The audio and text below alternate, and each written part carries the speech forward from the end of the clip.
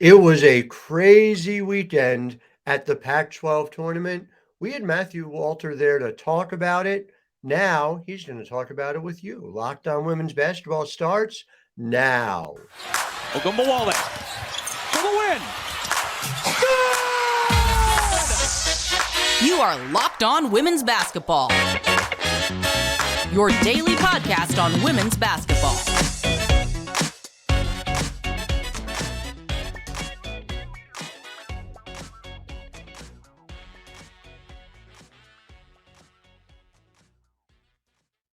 Hi, everyone, and welcome to Locked On Women's Basketball. I'm your host, Howard Megdal, thanking you for making us your first listen every day. You can subscribe to Locked On Women's Basketball on YouTube or wherever you get podcasts. And of course, we are powered by the incredible team over at The Next, thenexthoops.com.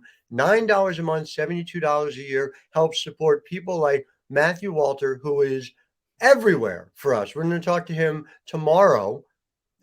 I'll be honest with you, it's going to be today, but you'll hear it tomorrow. Okay. But we're going to talk about West Coast Conference basketball tomorrow. It's going to be amazing. But today, we're going to be talking about the Pac 12. And in segment one, Charlize Ledger Walker, CLW, and the incredible Cinderella story authored by the Cougars, who are headed to the NCAA tournament. Did you have Washington State on your bingo card, Matthew? Did you have Washington State winning it all? No, I don't think I had them winning more than one game and beating Cal. And, that is credits to Cammie Etheridge. It's credits to her staff and her players and the job that they did because, I talked to them after their second game after they beat Utah and what was really the biggest upset of their tournament run. And I said, did you expect this? And they said, we packed like we could win this whole thing because we kind of felt like we're the team that no one talks about. And that, we have all these kids that are international kids that aren't recruited at the highest level. And we battle with teams that are mid-major schools to get our recruits, people like the Bella Murcatetes and the Astera Tuhinas and the Ulamotugas. Those are the kids that would have gone mid-major. Now, Charlize Ledger Walker, she was a Power 5 kid no matter what. When she took her visit to Washington State at the time, she also took a visit to Texas. So she was a kid that was going to go at the high level no matter what. But her decision to go to Washington State, and just it shows how much that Cammie Etheridge and her staff, they've picked the right kids and they've really developed them into these star players. And you saw it with Charlize, right? She hit the big dagger 3 against Utah to knock them out. She had a bunch of big plays down the stretch against UCLA. She had the big and one layup that basically sealed the championship game for them. And she just seemed to always make big plays for the Cougars when they needed her to. And so much of that is just, her development as a player, getting better. She hit 5 threes in the championship game against UCLA, and she wasn't a super great three-point shooter before the season, but she got a lot better, shooting over 34, 35% this season from beyond the arc. And you just see her basketball IQ on the floor, and she really is the leader, even though she's not the true point guard. She just does so many smart things with the ball, and is so hard to stop on the offensive end. And then their defense was incredible. The whole tournament run, they held teams 54 points a game, which was 7 points less than their regular season average. Just an incredibly well-played basketball. They scout really well, and they just make things so difficult for you when you have to guard them with Charlize Ledger Walker and Bella Murcatete in the middle. So a couple of things to keep in mind. And again, in segment one, we're going to talk about Washington State. We're going to talk about some of the teams who are, let's say, more marginal in March Madness. And then segment two, we're going to go deeper into Stanford and Utah, the two, what I think most people consider the two Final Four potential teams in the Pac-12, and kind of deep dive into why they fell short, because nobody I know, and if they say they did, you're lying. They're lying, right? Had UCLA versus Washington State in that championship game the way it worked out. But it's real important, and I just want to set the scene for our listeners here. Okay, as of right now, Charlie Cream's bracketology has 7 Pac-12 teams. And again, we're recording this on Wednesday afternoon. You're hearing it Thursday morning. But 7 Pac-12 teams is impressive in and of itself. But that's before you get into the fact that as of right now, he's got Oregon among the first 4 out, Washington among the next 4 out. So a lot of contenders with a lot of moving parts still going on here. And so before we even get into the teams that are, as of right now, it seems, in the big dance. What do you think, Matthew, of Oregon as an NCAA team? Did they do enough this weekend? And what were your impressions of Kelly Graves' team? I think he has a really good team. I think the committee takes a lot of things into consideration. I think they get hurt by a couple of, teams that were already in losing their conference tournaments, South Florida and Gonzaga. That's two spots that are now going to have to be taken away because those two teams were in already no matter what happened to them in their conference tournament. And those spots now go to Portland and whoever wins the American Athletic Conference. But I just think with India Rogers, with Tahina Paopao in the backcourt, you've got two really good teams. They played an incredibly difficult non-conference schedule. Their net is up in the top, 25, which, like Charlie Cream said at one point, to have a top 25 net team at 7-14 is almost unheard of. But Right. just the quality of teams that they've played a lot of the last part of their season without their star freshman Grace Van Sluten, who I personally voted for as Pac-12 Freshman of the Year. I thought she was incredible for them, and just it showed in their game, their first game against Washington. Right, that was basically a elimination game for one of those teams. And India Rogers came out and put up 28 points. She had her best game one of her best games of the season. She was incredibly impressive down the stretch. They were just going to her every single possession, running basically the exact same play, and Washington couldn't stop it. And she scored 4 or 5 times off of this exact same curl cut play. And I got to say, Rogers is on my All-American team. My USBWA ballot, we get 15, and Rogers is on that ballot. I mean, yeah, she's been absolutely incredible this whole year. And how much eligibility she has left is a little confusing, but she's definitely a kind of kid who could get a WNBA look just with the talent that she has and her ability to score the ball from the guard position. So I think this is an NCAA tournament team. I think this is definitely one of those last 4 teams in, but I definitely don't think it's a team that anybody wants to play with the depth that they have, 2 experienced guards in the front. And then you have some front court players with Grace Van Sluten, who's a really talented freshman, and some other talented freshmen like Chance Gray around this Tahina Paopao and India Rogers led team. It reminds me a lot of a Kelly team from some years ago that had a 10 seed with a freshman point guard named Sabrina Ionescu. And I remember watching them over the course of the season have a lot of ups and downs. But it doesn't matter if you give Kelly Graves a chance in March, his teams make noise. We saw that Oregon team beat a Maryland team that I thought had a chance to win it all that year and go on to the Elite Eight. He's done the same thing at Gonzaga and, took that Courtney Vandersloot team that was seeded 10th to the Elite Eight. So, just get him in the dance and let's see what happens. It's going to be really interesting as far as I'm concerned in order to see it. And then I guess the other question I have is when you look at the 7 teams who are in the dance right now, if we sort of take the bracketology as it is, who's the one of beyond, that top tier, beyond that Stanford, Utah, that you sit there and say, geez, I think that team is someone we might be seeing in second weekend when it comes to the NCAA tournament among the Pac-12. I think it's the 2 teams you saw in that championship game. I think it's UCLA and I think it's Washington State, right? I think you saw UCLA get themselves onto a 4-seed line. So now they're going to get to host. They have great leadership with Charisma Osborne. And then those freshmen are also incredibly talented. Kiki Rice, London Jones, Gabriela Jaquez, Emily Bessoir has made such amazing strides. She was my pick if UCLA won the championship for most outstanding player because she had her first career double-double. She had multiple double-digit scoring outputs. She made Cameron Brink's life incredibly difficult in that semifinal win. That second half, Emily Bessoir almost completely shut down Cameron Brink, which is almost unheard of for any Pac-12 team other than unless she gets in foul trouble. And Emily Bessoir made her life so incredibly difficult, and Charisma Osborne is such a leader for this group for everything because she's really the only most experienced player that they have.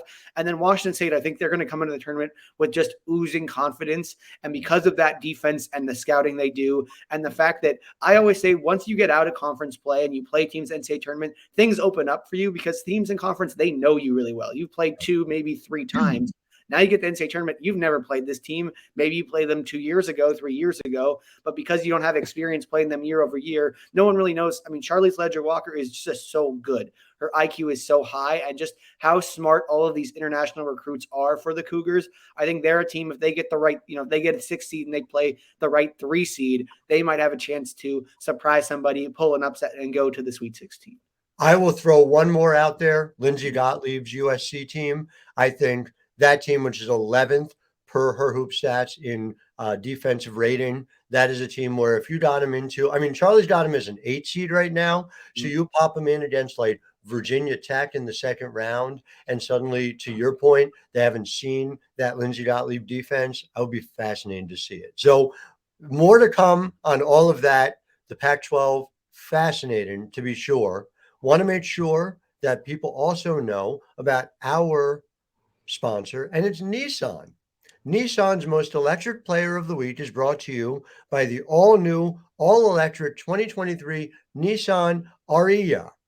So my player of the week, CLW. CLW brought an electricity to the moment, did what was necessary, was absolutely powerful, could not be stopped. Really impressed. I think CLW is our Nissan most electric player of the week. Remember, the Nissan Ariya packs pin to your seat power and premium intelligence all in one electric vehicle. So the all-new, all-electric 2023 Nissan Ariya, the EV for people who love to drive. Go ahead and shop for it right now at Nissan.com. So we didn't see that Stanford Utah final. We sort of did, right? That last week before the tournament, we did get to see that battle, that matchup between Stanford and Utah. And Matthew, I got to say, and you see these teams more than I do, you're more awake than I am when you see them because they play at ungodly hours using the wrong time zone. So when you look at these two teams, I know the other day in our chat, you mentioned you think they're both Final Four teams. Do you feel that way after coming out, having a chance to sleep on it? They're both Final Four teams in your view? I think they are. And I think with Stanford, right, this was a changing of identity for the Cardinal, right? Last year with the Hull sisters, with Hannah Jump, with Anna Wilson, they shot all these threes. They were a much more extra, a good 3-point shooting team. This year, outside of Hannah Jump, they really don't have a true second 3-point shooter. And so their identity has changed to be this inside post you up paint presence team. Not that they weren't able to do that in the past, but because of the balance of having the Hull sisters and Jump and Wilson on the perimeter to go with Brink and Jones inside, you had more balance. Now it's really just Brink and Jones and Beliebe and Lauren Betts on the inside, and they don't really have a big outside presence outside of Hannah Jump. And Talana Lapolo can knock down threes, but her first look isn't to score. So I think for Stanford, right, you're looking at, can we be a more consistently balanced team, or are we just going to be able to dominate people inside? I think if there's one thing I'm never going to do, it's doubt Tara Vanderveer, right? She's going to get her team prepared to play in March to the best level of her ability. And I think, sometimes losing games is almost better for a team than winning games because you learn from your losses. And Tara talked about it, right? We have to use this time the next 10, 12 days when they lost against UCLA on that Friday night to figure out what kind of team we're going to be, right? We have to figure out how we're going to better put ourselves in position on offense to score and be a more balanced team, where we changed our identity because of the kind of talent that we have this year, but we have to learn how to play that way, especially now that we get in March and these games are tight and we're playing teams that are, going to be high level every single game. I think that they'll learn and figure it out. And like I said, they play excellent defense. And I think that, each of their losses, it wasn't the same thing every time they got them, right? The loss to USC was offense. They didn't play very well offensively. The loss to Washington was they didn't rebound very well. The loss against UCLA, they had this lead that they blew in the fourth quarter. So it's just like the sort of the South Carolina loss. So they just need to sort of shore up a few small things and they will be in a much better position. Again, I'm not going to doubt Tara Vanderveer. She's the all-time winningest coach in this sport. I think she's going to be able to figure things out with the talented group that she has. Yeah, I mean, Tara's a good young coach, up and coming. I think she has a chance to do some good things in this sport. I have to agree with you about that. Here's the thing for me, and your point is well taken that it's been different things. But so there's sort of two ways that I look at that. Number one is there's not one specific area that it's clear that Stanford needs to fix. And in some ways that makes it harder. If you haven't by March figured out how to, for the most part, play the game to your identity. Michelle Smith wrote a terrific piece also for us about this, about that Stanford has been trying to figure this out all year. The flip side of it is, if a Tara team hasn't figured that out by March, that's a red flag for me. That might not be a question of like, gee, I don't believe in Tara's ability to figure it out, as much as like maybe the personnel isn't there to do it. And then there's the other part of that, which goes to, if you go for a full year of data, Stanford, the last couple of years and routinely, is a top 15, usually top 10 defense in the country. They are, by defensive rating this year, 48th in the country, which for most programs is fine, is very good. But for Stanford, represents a real step back. And when you combine that they are good but not great at stopping people, with the fact that they just can't stretch defenses, they just don't have the three-point shooters beyond Hannah Jump to be able to do it, and Cameron Brink to an extent, I have real worries about Stanford going out there and winning 2 games the first weekend and 2 games the second weekend to be joining us in Dallas. Yeah, and you saw it against UCLA, right? UCLA, the last 2 times that they played Stanford, their main focus was Hannah Jump is not going to score. Right. We are going to make it so that they can't have a perimeter game. That game in the semifinal, she had no points and took 3 shots. Mm-hmm. So that's very atypical of Hannah Jump, right? She needs to get a couple of threes. Usually she finds them in transition, and the Cardinal do a great job of finding her in space, and she just couldn't get anything going on offense. And again, Cameron Brink had a good first half, but they did a much better job in the second half defending her, being physical with her. And I think it's something where, you're going to have to figure out, how do we get points from, Haley Jones needs a little bit more scoring. Can we get LaPolo to be a little bit more of a scorer? Can we get something from a Fran Belibi or a Lauren Betts more consistently? Or Brooke Dimitri, can she knock a 3 or 2 down off the bench? You have to find other people to sort of pick up if Hannah Jump, does get shut down, if Cameron Brink does have a tough game or gets in foul trouble. I think it's just the depth is there, but it's not a consistent depth where you're getting 1 or 2 people to always give you 4 to 8 to 10 points off the bench. And you can outscore Stanford is the other part of that, when they don't have enough offensive firepower in order to do it. Utah, and just, as a segue, this will take us over to the Utes, but Utah beat them 84-78. And just the idea that you can go up and put up 84 on that Stanford team was really striking. And it didn't, and you watched it just like I did, it was not one of these things where you say, well, geez, Utah wasn't playing their game, they were otherworldly. That was Utah's game. And so, when I look at Utah, I have basically the opposite question. They are 4th in the country in points per 100 possessions.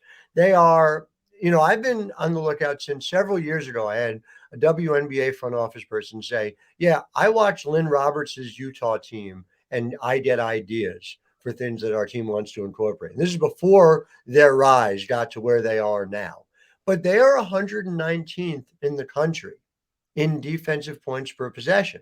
And so the question is, can you, and listen, Iowa's going to be asking the same question, right?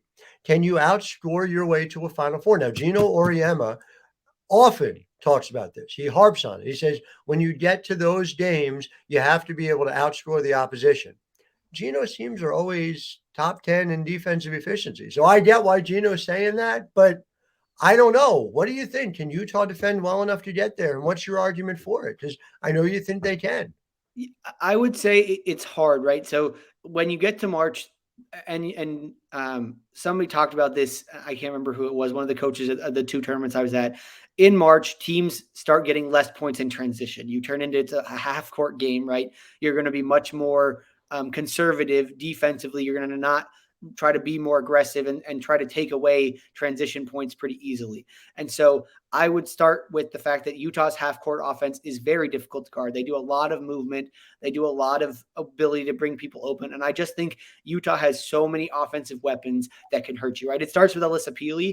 And why I think they lost to Washington State is Washington State has the perfect person to guard Alyssa Peely and Ula Motuga. With her size, with her physicality, she really just took Alyssa Peely completely out of the game. The second reason was Utah was missing their starting point guard. For a team that runs this high-flying, high-powered offense, if you don't have your starting point guard, that's your motor, right? That's the person that runs things for you. So I think having her back and healthy, which it sounds like she'll be back for the NCAA tournament, is going to give them a chance to play better. And then the third thing, I think this was a team that was sort of getting a little high on their own success, right? They hadn't been this good. And so I think sometimes when you get to the top of the pedestal and you've been there for the first time, you need to get knocked down because it sort of wakes you up, right? It reminds you like, hey, we're still not the top dog. We're still not consistently the best team. We're not Stanford yet. We beat them one time. Yes, we won, co-regular season champions, but that doesn't mean that we're the best team in the Pac-12 consistently. So I think Lynn Roberts talked about it, that when that first ball gets tipped in their round of 64 matchup, I think their players are going to just be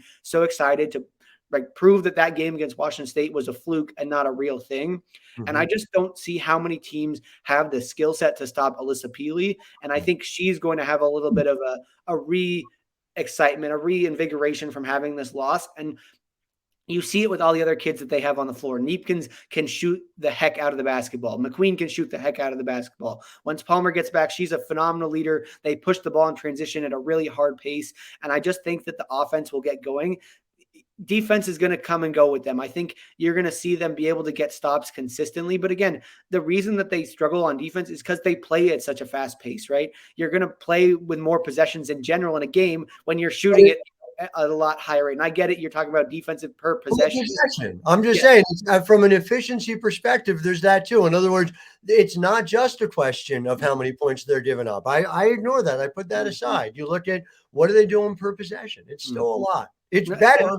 It's better, but it's still a lot. And that's understandable. And you really look at it, right? They have Alyssa Peely's not a big size post, so they really don't have someone to truly guard the basket. But I think that sometimes when you get to this time of year, it's about, do the personnel matchup right? Is the matchups correct? And with Peely and some of the other players they have, it's just a matchup nightmare for a lot of teams. It's a lot harder for you to beat a team. And again, you look at who do they beat in the Pac-12, right? Well, Pac-12 this year is full of defensive teams. It was not an offensive, other than Utah, I felt like the Pac-12 this year was sort of a defensive identity. And we saw with a lot of low scoring conference tournament games, they beat USC, who you said is one of the best defensive teams in the country. They beat Colorado. They beat Arizona. They played in a lot of these games where they made the other team have to score to keep up with them. And I think if you can do that in the Pac-12, you can put up 125 on Oklahoma, who I know is the best defensive team in the country. But putting up 125 on a Power 5 school, I just think that when you get into these games where teams don't know you as well and the personnel is not the same, it's hard to match up with a team that wants to just throw it consistently. And every time you put your hand down, a shot's going up, and usually it's going to go in against Utah. Yeah, no doubt. I'm excited. Peely is somebody who I was willing to put up with inhumane time zone conditions in order to watch consistently this year, and that America's going to get to see her. I hope for at least 2 weekends is going to be a really wonderful thing, I think, for the game as well. But you're right. They even put up 83 on USC. So I am going to be fascinated to see it. I do want to tell, in a moment, I want to ask you about Arizona, and I want to get your take on Arizona before we go. But I first want to talk to you, to the good people at home, about Built Bar. And, yes, I eat other things on occasion, but most of my day is taken up with eating Built Bars. And it isn't any wonder why, right? They are covered in 100% real chocolate. The flavors are like churro. They have these cookie dough puffs for sale right now that are just, they're my life force. Peanut butter brownie, you name it. They do all these amazing things. And you say, oh, well, you're taking your way toward a heart attack. No, I'm not. Don't worry about me. Don't fear for me, because it's 130 calories, 17 grams of protein, 4 net carbs for most of them. I mean, it's a healthy option. It's basically like I'm eating vegetables covered in real chocolate. Now, I've always gotten them at built.com, and you can too, using the code LOCKED15, LOCKED15. But now you can go to Walmart and you can get them a 4-bar box of cookies and cream, double chocolate or coconut puffs. You can go to Sam's Club and get the 13-bar box, brownie batter, which is my wife's favorite, churro, my older daughter's favorite. You can thank me later. And most importantly, Matthew, when you go, who do you tell them sent you? I would assume it's Grandma Myrna, but I don't know if Sam's Club's going to know who that is. It's Grandma Myrna. Everybody's going to know who Grandma Myrna is. It's Grandma Myrna. You tell them Grandma Myrna sent you, and I appreciate that very much. Matthew, Arizona is a 6 seed in bracketology as of right now.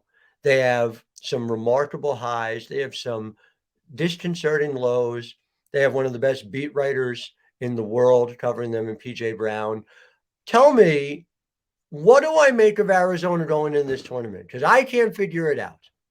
And it's funny because I was talking to some people at the Pac-12 tournament, and they said, who do you think you like in Arizona, UCLA? And I said, UCLA. And I said, Arizona has come into this tournament. I watched them last year, and it just doesn't seem like they play very well at the Pac-12 tournament. Now, Adia Barnes has proven that they can win in the NCAA tournament, right? They did it with Howard Megdal going all the way to the championship game.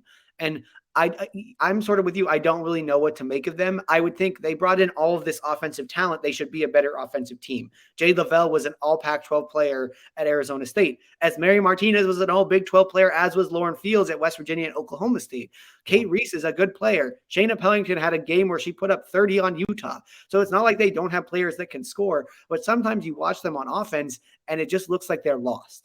And the defense is sort of coming and going with them, right? Like you said, they had some great highs. They won some big games this year, but then like the Kansas game was a low, and some other games where you just sort of scratch your head and go, how did they lost at Oregon State on the last game of the year, and Oregon State was sort of an up and down team all season. So I really don't know what to make of them. If I had to lean a direction, I unfortunately want to lean in they're probably going to lose earlier than they're going to go on a deep run. And as much as I have a ton of respect for Adia Barnes, watching them in the Pac-12 tournament over the weekend against UCLA, they just look kind of lost. They looked unsure of themselves. They don't really know what they're doing. And Adia Barnes was almost calling out her team in the press conference for not having a focus and a lack of energy, and said, I can coach you on how to do things right, but I can't coach you to get you to play with more energy. And I can't coach you to hustle and go for loose balls. And that was sort of, in my mind, was a calling to her team. Like, hey, we need to play with more energy if we want to win more games. And we'll see how her team responds in the NCAA tournament. But it was just not a good showing at the Pac-12 tournament. And I was not surprised. And bottom line, by the way, bracketology right now has him as a 6 facing Carl Smesko, and FGCU is the 11. I know if that's the actual bracket in front of me when I'm making my picks, I'm going FGCU on that one. So it's not a referendum on Adia Barnes, right? Who's obviously proven her bona fides, but sometimes the group doesn't come together. And when I'm trying to figure out this time of year, that said, if anybody can figure it out between now and then, she's certainly one of them. Matthew, before I let you go, I want to thank our listeners for making Locked On Women's Basketball your first listen today. Now we want to make your second listen, game to game NBA. I don't know if you had heard, there's a league now for men to play basketball. It's from the National Basketball Association. And apparently they've got like 30 teams, even more than the W. So every moment, every top performance, every result, Locked On Game to Game covers every game from across the NBA with local analysis that only Locked On can deliver. Follow Game to Game on Locked On NBA, available on the Odyssey app, YouTube, or wherever you get podcasts. To our listeners at home, and maybe you can help with this, I want to thank you, Matthew Walter, our Pac-12 reporter, for all the work you did today. Tomorrow, we're going to be talking to the WCC beat reporter. I'm just going to, it appears to be Matthew Walter as well. Matthew, can you give any insight into Matthew's work? I hear he's pretty smart. He's seen a lot of basketball in the last week, maybe something like 18 games. I don't know. Well, a lot of basketball in Las Vegas. Almost too much basketball. Yeah. But I look forward to the conversation. Thank you to our listeners. We'll be back with you tomorrow. Until then, I mean, it's going to be today. Just, it technically was yesterday. All right. Have a good day. Talk to you tomorrow. Howard Megdal, wishing you a wonderful Thursday. Ogunbowale for the win. Good! You are Locked On Women's Basketball, your daily podcast on women's basketball.